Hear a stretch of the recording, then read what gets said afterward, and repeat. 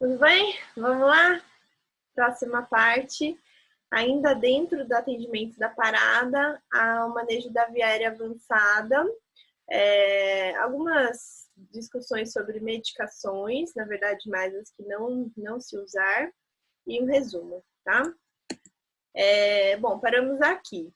Então, a gente está naquele momento, estamos conduzindo aí a parada, no momento que já está se prolongando, então estamos lá no terceiro, quarto ciclo de RCP, sem retorno à circulação espontânea, e aí a gente tem que começar a pensar numa via aérea avançada, né? A gente tem uma série de complicantes, né, de optar por uma via aérea avançada dentro da unidade básica, que é basicamente a falta de ventilador, né? Então, se você ambusou o paciente, né, entubou o paciente, você vai ficar ambusando até chegar ao SAMU com o ventilador para fazer o transporte dele, né? Mas, às vezes, é melhor a gente fazer essa opção, porque é um paciente que não sabia que ia parar, então às vezes ele não está em jejum, e aí você continua aí ventilando e massageando o paciente, ele pode vomitar, e aí broncoaspirar, e aí o prognóstico dele fica realmente muito pior, muito mais complicado, muito mais difícil, né? Então, algo aí para pensar, né, como realmente não temos outra opção. A gente procurando no YouTube, achei alguns vídeos interessantes, né? Esse vídeo primeiro, ele já é bem recente, ele foi produzido por um hospital lá da Bahia, de Salvador. Eu achei muito bem feito e muito ilustrativo, tá? Vale a pena. Eu vou pegar alguns prints desse vídeo para conversar sobre o processo da intubação. E o outro, esse segundo, eu vou passar ele inteiro. Então, é só para vocês terem aí uma referência de qual vídeo que a gente usou. Primeiro também, vamos falar de segurança da equipe, tá? Recomendações aí da Associação de Medicina de Emergência, medicina intensiva. Primeiro, antes de tudo, segurança da equipe, tá? EPI adequado, N95 na situação de ter que entubar o paciente, de preferência o mínimo possível, né, de pessoas dentro da sala com a exposição a gotículas e aerossóis, tá? Um assistente, um que vai entubar e um enfermeiro. Outras pessoas, de preferência, numa sala à parte, né, do lado de fora da sala. As medicações são aspiradas e entregues numa bandeja, né, para quem vai administrá-la lá dentro, tá? O carrinho da parada, os materiais todos também, de preferência, fora dessa sala, né? Isso numa situação ideal, talvez uma situação de enfermaria, ou de hospital, de UTI, né? Mas dentro da unidade básica tentar fazer assim o melhor possível dentro dos recursos que a gente tem. Paramentação a gente já conversou, né? Então, antes de começar, paramentação, lava as mãos, aí você vai colocar gorro, máscara, protetor ocular, se tiver o face shield, a protetor facial é melhor. Por acaso tem um exemplo aqui, tá? Face shield é uma opção melhor. O avental e as luvas, tá? A máscara, então, como eu comentei, para intubação, a recomendação é de N95, tá? A gente vai trabalhar com a equipe de 3, né? Aqui eles estão simulando uma situação dentro da UTI, né? Então, um paciente aí com insuficiência respiratória, né? Então, já está mostrando sinais de fadiga, de hipoxemia, que não teve resposta com medidas não invasivas, e aí ele vai optar por colocar o paciente em ventilação mecânica. É diferente da situação nossa, que a gente estaria mantendo aí a massagem sem interrupções, né? E mantendo aí a 30/2 até que a gente tenha aí o equipamento para entubar completo. E o ideal é que a laringoscopia e a interrupção da massagem seja feita junto com a checagem de ritmo e pulso no término dos 2 minutos aí da RCP. Então, que seja uma laringoscopia rápida, intubação rápida e retornar rapidamente para a massagem, tá? Pense com calma em todos os procedimentos que você vai fazer. Se o paciente estiver mal posicionado para intubação, isso é muito ruim, então deixar o paciente alinhado, pode manter a prancha, ela é ótima, né? Mas às vezes você vai precisar de um coxim aqui nessa região aqui da cervical, dependendo da anatomia do paciente, dependendo, vai precisar de um coxim aqui um pouquinho mais baixo, na torácica, né? Geralmente um paciente mais obeso precisa de um coxim mais baixo, de forma a alinhar a via aérea, né? Posição, né, de hiperextensão da cabeça, né? Que o paciente já vai estar, no caso dele, da gente estar fazendo a ventilação com o ambu e o uso da cânula orofaríngea, né? Importante avaliar a condição hemodinâmica, porque às vezes, se você for fazer uma intubação eletiva, o paciente está com uma pressão rasa, às vezes ele pode parar durante a intubação. Então, deixar preparado adrenalina, um expansor, que é o soro, ringer lactato, né? Deixar pronto ali para administrar caso o paciente aí comece a estabilizar, né? Ou até mesmo próximo aí de ter que massagear o paciente. No caso da parada, né, a gente já está com acesso venoso, adrenalina, né? Então, geralmente, não é feito sedação, tá? O paciente já está aí em vários ciclos de parada, você possivelmente não vai ter problemas para entubá-lo, tá? Problemas no sentido de ter movimento respiratório ou resistência da via aérea. Caso tenha, aí a indicação talvez seja de aplicação de bloqueador neuromuscular, mas geralmente não é necessário. Bom, as drogas, aqui ele está dizendo também numa situação eletiva de um paciente em insuficiência respiratória, né? Então, ele conta aqui da lidocaína sem vasoconstritor como uma pré-medicação para suprimir o reflexo de tosse, né? Então, ele é feito antes de você sedar o paciente, né? Você faz uma dose média de 100 miligramas ou 5 ml dessa solução de lidocaína 2% sem vasoconstritor, tá? Succinilcolina, o bloqueador neuromuscular, né? Você faz depois de fazer a medicação para o paciente dormir, né? O sedativo, né? E no caso, a gente não tem fentanil, ketamina, né? Geralmente no kit nosso da atenção básica. Então, acaba ficando midazolam, seguido da succinilcolina, né? Então, lidocaína, midazolam, succinilcolina, e as soluções de expansão, caso seja necessário, e a adrenalina como opção anora, né, que a gente não tem bomba de infusão, então aí a gente vai para a adrenalina e a gente vai fazendo repiques, caso necessário. Isso numa situação que não é parada, né? Bom, o material que a gente vai precisar, o tubo, né, geralmente 7, 7,5 pacientes mais pequenininhos, né, a gente conta mais ou menos o tamanho do dedo mindinho, o tamanho da via aérea. Então, geralmente, mulheres, tudo 7, 7,5, homens, 8, 8,5, né? Mas varia um pouco. Fio buggy ou fio guia, né? O buggy é um fiozinho que ele tem uma curvatura distal, você insere ele antes de você fazer a laringoscopia. Na verdade, você pode entubar até as cegas, né? Você usa ele como fio guia, você percebe a sensação tátil da passagem pelos anéis traqueais, né? E aí você passa o tubo em seguida. Ou usar o fio guia, que ele é inserido junto com o tubo, para auxiliar no direcionamento, né, do tubo, para entrar lá, passar pelas cordas vocais. Então, às vezes, ajuda. As lâminas do laringoscópio, você tem, geralmente para adulta, lâmina 3 ou 4, né, são lâminas maiores, né, ou uma lâmina reta, dependendo da anatomia, dependendo da habilidade aí do treinamento do intubador, às vezes eles preferem, tá? O filtro, né? O filtro, eu vou passar no próximo slide, também não é um equipamento que costuma vir, mas está recomendado em caso de intubação com suspeita de transmissão de gotículas, tá?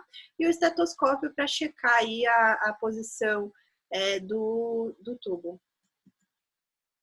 Aqui eu fiz um videozinho só para lembrar a montagem do laringo, né? Que às vezes dá um branco. Então, você começa inserindo de trás para frente, né?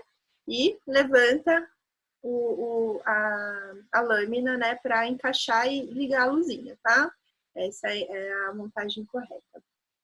Bom, lembrar também, né? Na hora que você está preparando o material, testar o cuff, né? Então, você usa uma seringa de 20, você vai insuflar o cuff geralmente de 5 a 10 ml de ar, né? E avaliar se ele não tá estourado, tá bom? Depois desinsufla bem o cuff, né? Para facilitar na hora da inserção dele na via aérea, tá? O filtro, a gente também coloca, né? Quando a gente vai colocar o paciente em ventilação mecânica, ele fica aqui antes de entrar em contato com o circuito do ventilador, tá? E aí, quando você for montar o ambu, fazer pré-oxigenação do paciente, você tira esse filtro e posiciona aqui entre a bolsa e a máscara, né? Para também reduzir a disseminação de gotículas aí para o meio ambiente, tá? Aqui tem outros materiais e fármacos que estão indicados pelas diretrizes de preparo para intubação de pacientes com suspeita de COVID, mas não são medicações que geralmente a gente tem disponíveis na unidade básica. Então, eu coloquei aqui só para saber, mas possivelmente nós não a teremos. Bom, começamos então pela pré-medicação, né? Então, o paciente estava aqui usando uma máscara de Venturi ou uma máscara aberta, né? E aí a gente vai começar a pré-oxigenar o paciente, né? No caso de um paciente de uma intubação eletiva. Aqui a gente vai tirar e posicionar já a máscara com o filtro, né? E a gente faz a pré-oxigenação.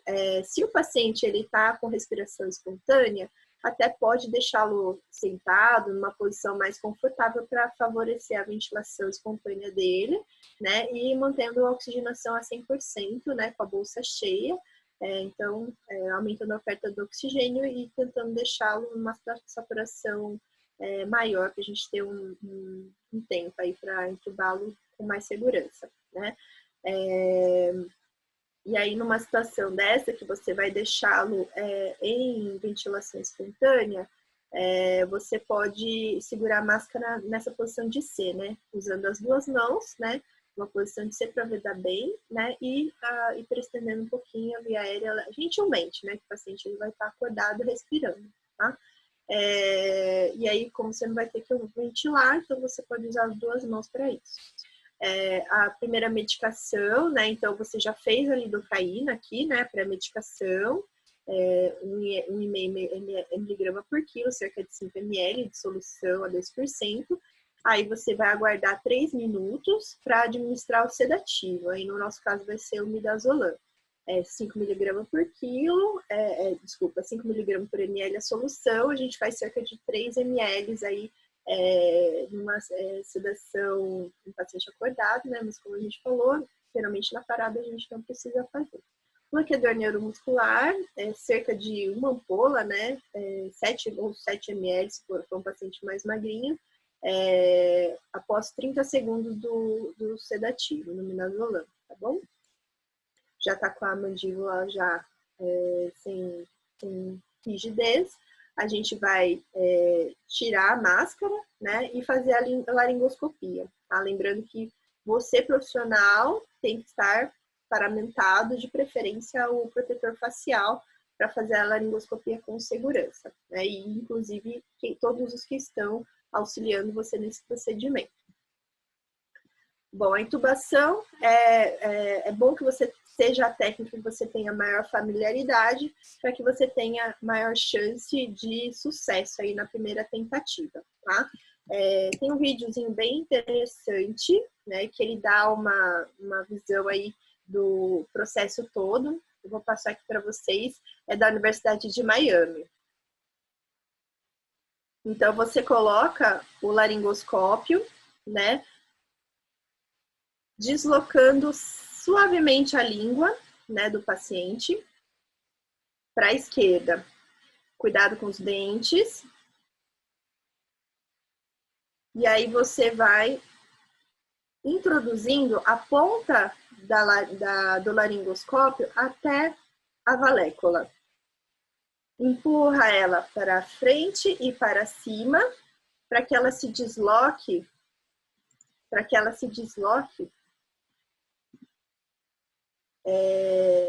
para cima. E aí você insere o tubo passando por entre as cordas vocais. O cuff, ele tem que entrar na via aérea cerca de, pelas cordas vocais, mais ou menos uns 2 centímetros abaixo das cordas vocais. E aí você vai insuflar o cuff. Aqui ele diz do detector de CO2, né, para assegurar que ele está em posição. E aí você pode conectar ele no ventilador, tá? Importante a visualização, né, das cordas vocais, né, e você inserir o tubo com cuidado, né, com gentileza aí, para não ter lesão, tá, das cordas vocais. Muito cuidado, muita calma nessa hora, tá? E aí lembrar, o cuff geralmente é 5 a 10 ml, né, a gente tem aquela sensação, né, do balãozinho não tá muito tenso nem muito vazio. Tá? Então, uma posição média aí de pressão. E aí você conecta ao ventilador ou ao ambu, caso você não tenha essa opção aí no seu local. Tá? O fio guia, lembrando, antes de conectar no ambu, retirá-lo com cuidado. Então, você segura bem o tubo na posição, né? Retira com cuidado o fio guia para não chicotear e contaminar a equipe. Tá? Aqui ele diz aí para campear o tubo, caso você vá colocar ele em ventilação mecânica, né? E aí, então, para não ir contaminantes para o ambiente, tá? Caso você tenha disponível, né, você pode posicionar um capnógrafo, né? Geralmente aqui depois do tubo, para você confirmar o CO2 expirado e confirmar que ele está realmente na via aérea, tá? Na traqueia, tá? Caso não tenha disponível, a opção que você tem é realmente auscultar, né, avaliar murmúrio vesicular, né, e verificar se ele é simétrico. Caso tenha dúvida aí, você refazer a laringoscopia, às vezes vai ter que fazer a intubação também, tá bom? Às vezes acontece, né, de ter uma intubação seletiva, né, então se você introduz muito, né, muito distante o tubo, né, geralmente a gente coloca na rima aí 21 até 24, mais ou menos, dependendo do paciente, né? Então, se você introduzir demais, às vezes você pode fazer intubação seletiva e aí ele vai para o bronco direito. Então, auscultar, ver se tem um muro à esquerda e à direita também. Caso não tenha à esquerda, só tenha à direita, você pressiona o tubo para você tirar ele e deixar ele na traqueia, tá bom? E fixar o tubo, lembrar de fixar para não perder a intubação. Aqui é o material, né, um resuminho, né, do material que é utilizado, né, e aqui a equipe que realizou o vídeo, tá? Acho que vale a pena para revisar aí o procedimento. Aqui é o exemplo de curva que você observa no capnógrafo, né, quando você tem o paciente com circulação espontânea e o tubo posicionado adequadamente, é essa primeira curva aqui, né? Então, você vê cerca aí de 40 milímetros de mercúrio, o platô aí de CO2 expirado. E aí, quando o paciente está em parada, né, a gente vê uma menor, né, pressão de CO2 expirado, mas aqui cerca de 20, então quer dizer que ele está em RTCP efetiva. Quando você vê a curva linha reta, não está na traqueia, então vai ter que tirar e fazer novamente a intubação. Aqui é um exemplo no multiparâmetro, né, o CO2 expirado, também é uma curvinha bonitinha de paciente em circulação espontânea com o tubo corretamente posicionado.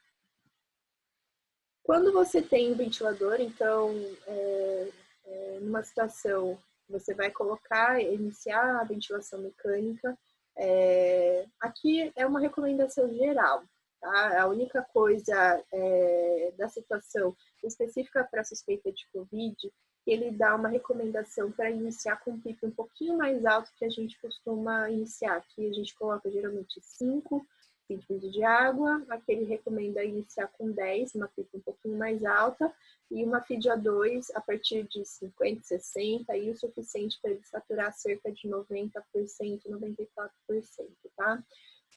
E aí ajustando conforme a evolução, né? No hospital a gente vai colher uma gasometria, ajustar os parâmetros aí conforme a gasometria, tá? Então, volume corrente de 6 ml por quilo, né? Então, aproximadamente 400 ml, para a gente evitar aí lesão pulmonar induzida pela ventilação mecânica. Uma frequência respiratória de 20 a 24 para manter a relação índice de 1 para 1,5, tá? E a FIDO2 conforme a saturação, mas não é para saturar 100%, para saturar aí 90, 94%, tá bom? Às vezes, mesmo com parâmetros muito elevados, dependendo da gravidade, o paciente aí vai ter dificuldade em atingir 90% de saturação, tá? Bom, então a gente falou aí do procedimento da intubação, é isso, né? As medicações da parada, basicamente a adrenalina, que a gente manteve durante todo o atendimento da parada, uma ampola a cada 3 minutos, e a mildarona naquela situação inicial, né, de FVTV refratário. Outras medicações, aí a maioria não vai ter indicação de uso indiscriminado, né? Então, uma delas é a atropina, né? Não está indicado de uso rotineiro, bicarbonato, cálcio, fibrinolítico, né? Ou uso de marca-passo transcutâneo durante a parada, né? Então, atropina só no caso de bradicardia instável, então não é na parada. Bicarbonato, no caso que você sabe que é um paciente, por exemplo, renal crônico, né? Que ele pode ter uma acidose metabólica aí descompensada, né?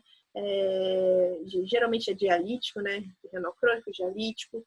Cálcio, um paciente que você tem suspeita de uma hipercalemia, também geralmente no renal crônico, às vezes dialítico. O fibrinolítico, né? Lembrar que, no caso mesmo de diagnóstico, né, de síndrome coronariana aguda, a RCP prolongada é uma contraindicação relativa ao uso de fibrinolítico. Então, mesmo que seja infarto, a gente vai dar preferência aí a uma angioprimária ou um cateterismo no momento aí que ele estiver mais estável hemodinamicamente. Você pode usar o fibrinolítico, né, quando você tem uma suspeita de TEP, mas realmente não é rotina, não é uma coisa que a gente vai fazer sempre. A adrenalina continua sendo a droga, né, da parada, uma ampola a cada 3 minutos. A vasopressina ela caiu um pouco de indicação, mas ainda pode ser usada. A mildarona para FVTV refratária, 300 mg dose de ataque, pode fazer mais 150 se necessário. Lidocaína para FVTV, se você não tiver a mildarona, tá? É uma possibilidade. O sulfato de magnésio, geralmente 2 gramas para aquela taquicardia com torção de pontas, tá? Que a gente viu aí nos slides. Geralmente 4 ampolas a gente faz. E não está indicado o uso rotineiro também de sulfato de magnésio, só nessa situação muito específica de TB com torção de pontas.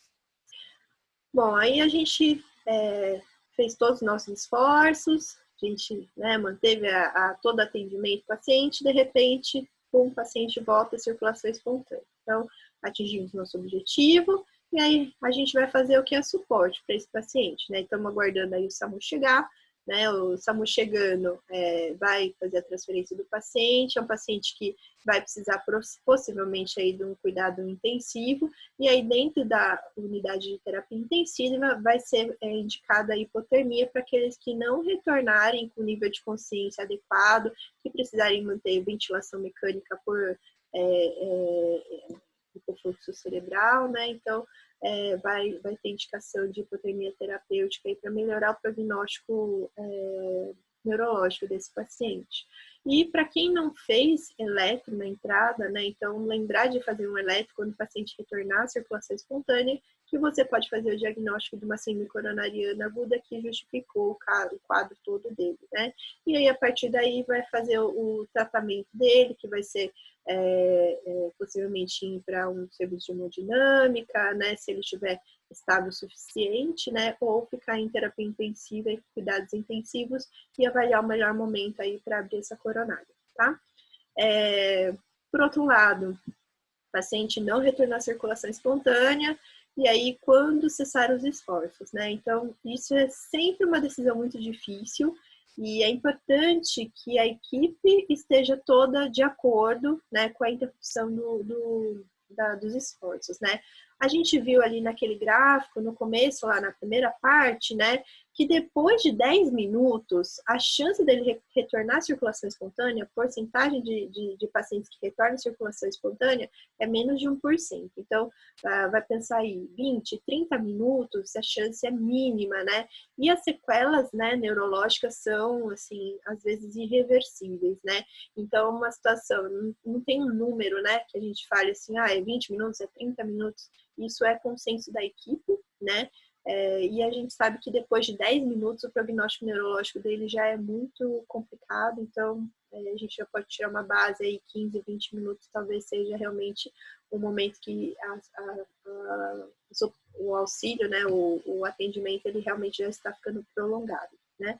Mas isso é uma decisão aí para compartilhar com todos que estão no momento, pode ser compartilhado com quem está te auxiliando no SAMU, se você não tiver um médico, né, no momento aí que você está fazendo o atendimento, você pode compartilhar essa dúvida aí com a equipe do SAMU, que vai te ajudar a tomar uma decisão, tá? Resumindo, então, né? Parada. Identificou a parada? Massagem.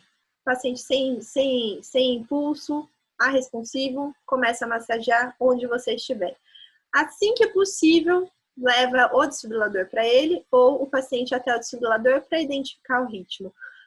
O melhor prognóstico desse paciente, se ele for uma parada em FVTV, é que ele receba o choque mais rápido possível. Dentro do primeiro minuto que ele recebe esse choque, a sobrevivência desse paciente é de 90%. Depois de 5 minutos, 50%. Depois de 10 minutos, menos de 1% de sobrevivência desses pacientes. Então, quanto antes você identificar o ritmo da parada, melhor. E as paradas em FVTV, eles têm melhor prognóstico, tá? Parada em AESP, não vai ter indicação de choque, mas o prognóstico dele é mais reservado, né? Então, a chance de retorno de circulação espontânea é menor, tá?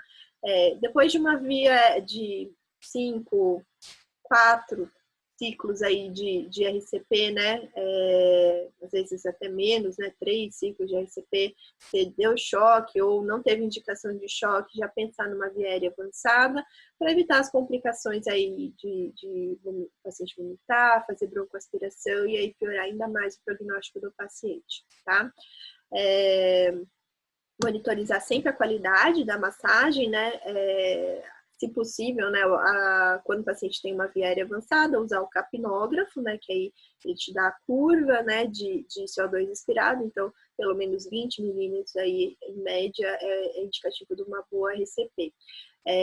Se você não tiver, você pode monitorizar com pulso femoral, né, então alguém apalpando o pulso femoral, se você sentir o pulso, também é uma indicação de uma massagem efetiva, tá?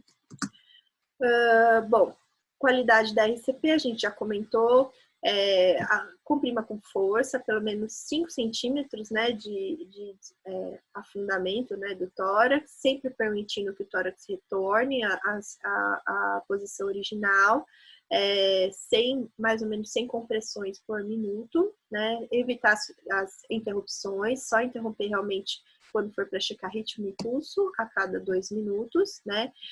A ventilação, quando você já tem uma via aérea avançada, é uma ventilação a cada 8 segundos, né? Então, evitar uma ventilação excessiva também, né? E quando não tem via aérea avançada, 30 compressões para 2 ventilações, tá? Quando você vai indicar o choque, né? Então, o choque é na carga máxima possível.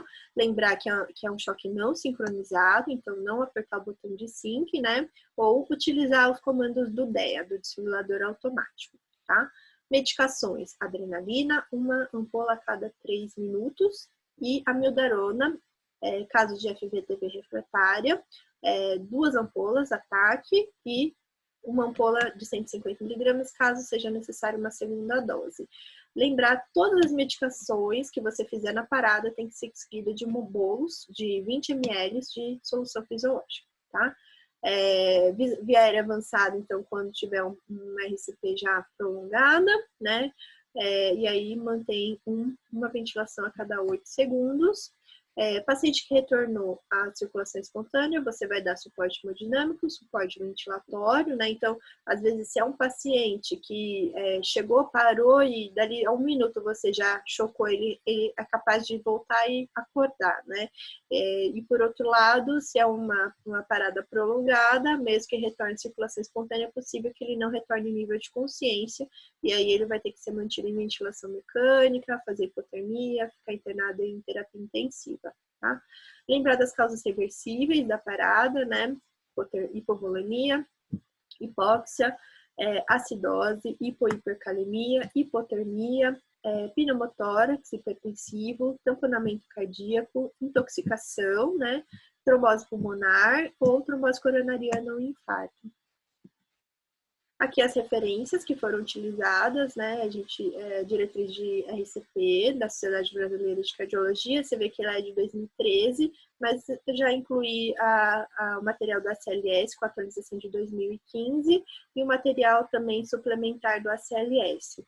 E eu utilizei as orientações, principalmente da intubação, do protocolo de manejo de pacientes COVID na enfermaria do HC Unicamp, tá? Que foi publicado agora dia 8 de abril. Tá certo? Obrigada pela atenção. Até a próxima, tá?